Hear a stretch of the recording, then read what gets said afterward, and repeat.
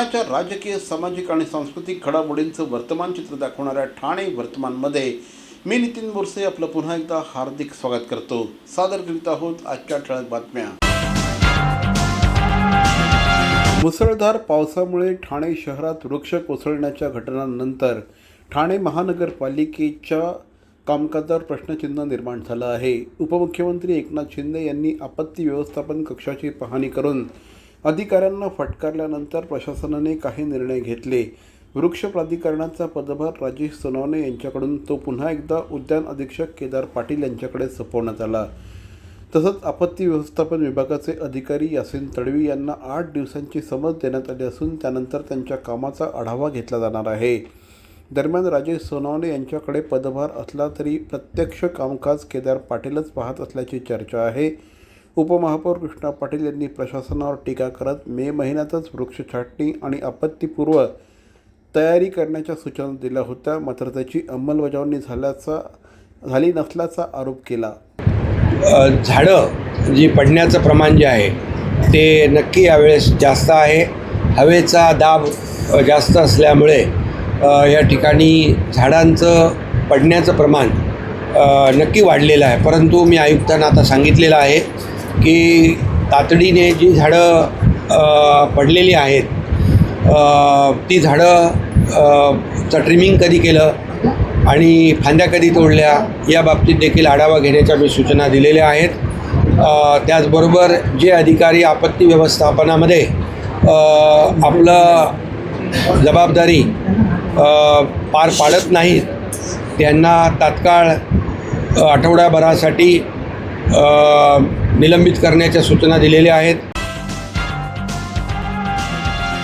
Monsoon काळात नागरिकांना अधिक जलद आणि प्रभावी सेवा देण्यासाठी ठाणे महापालिकेने आपत्ती व्यवस्थापन यंत्रणा अधिक सक्षम करण्याचा निर्णय घेतला आहे. उपमुख्यमंत्री एकनाथ शिंदे यांच्या पाहणीनंतर आयुक्त सौरभ राव यांनी आपत्ती व्यवस्थापन विभागामध्ये अतिरिक्त समन्वय अधिकाऱ्याची नेमणूक केली आहे.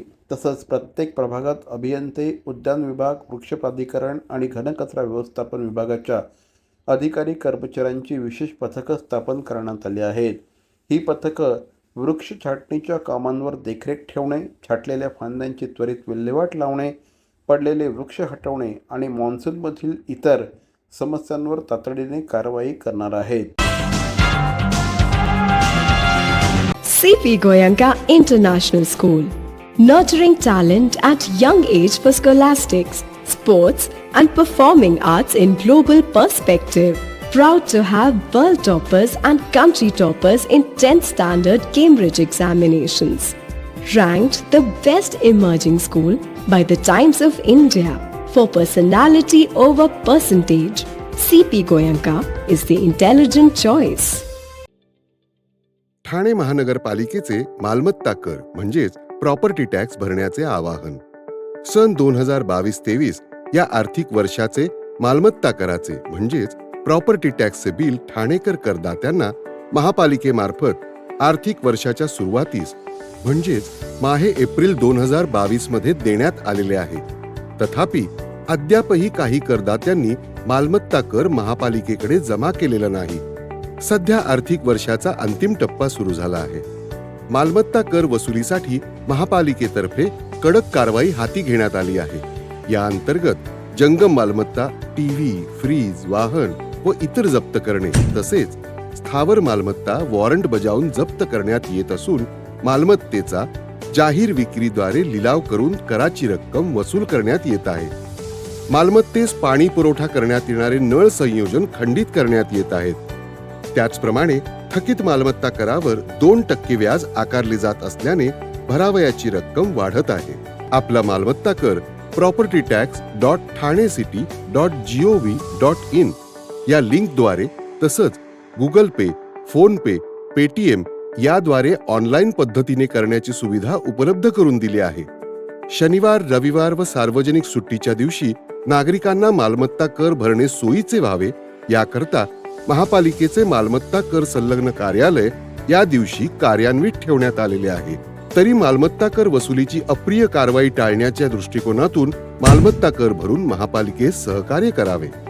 धन्यवाद. दादा, दात घासताय ना, मग पाणी का वाया घालवताय? ताई, भांडी घासा नाहीतर फोन पहा, पण नळ का चालू ठेवलाय? अंघोळ झाली ना करून, मग शॉवर चालूच. कपडे धुताय पण पाणी वाया जातंय, त्याचं काय? गाडी अशी धुताय आणि उद्या पाणी कायमचं संपलं तर?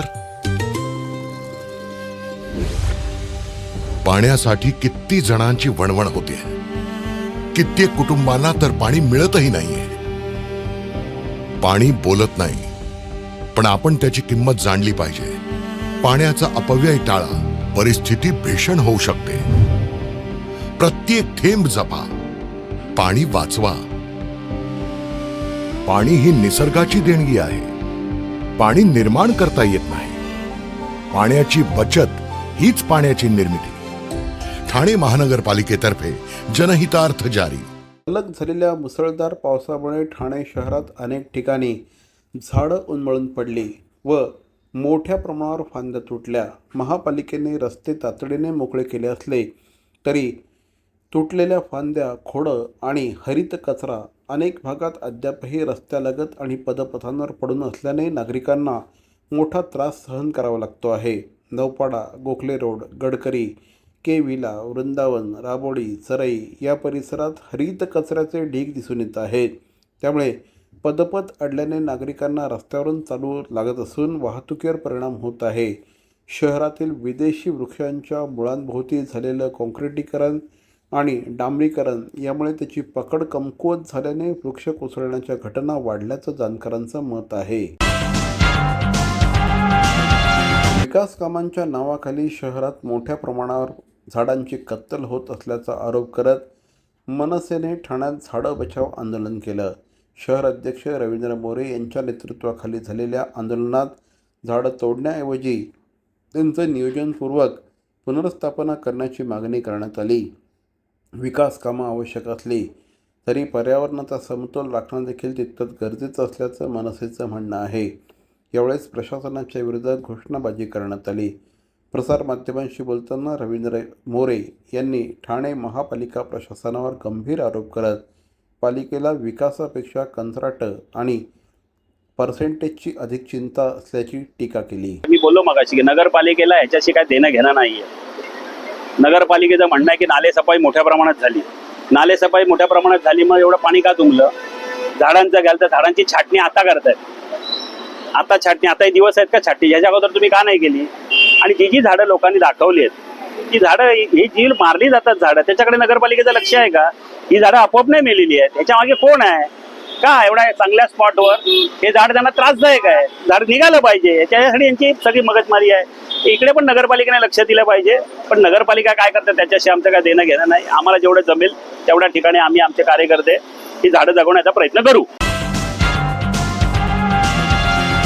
तर मंडळी, या होत्या आजच्या ठळक बातम्या. ठाणे वर्तमानमधून आम्ही ठाण्याच्या राजकीय, सामाजिक आणि सांस्कृतिक घडामोडींचं वर्तमान चित्र दाखवायचा प्रयत्न करतोय. अर्थातच आपल्या सहकार्याची गरज आहे, तेव्हा आपल्या समस्या आम्हाला जरूर कळवा. आमचा पत्ता ठाणे वर्तमान, शॉप नंबर 16, खाडल रोड, ठाणे पश्चिम. दूरध्वनी क्रमांक 9820939420. तर मग पुन्हा भेटू उद्या याच वेळी याच ठिकाणी ठाणे वर्तमानमध्ये. तोपर्यंत धन्यवाद. जय हिंद, जय महाराष्ट्र.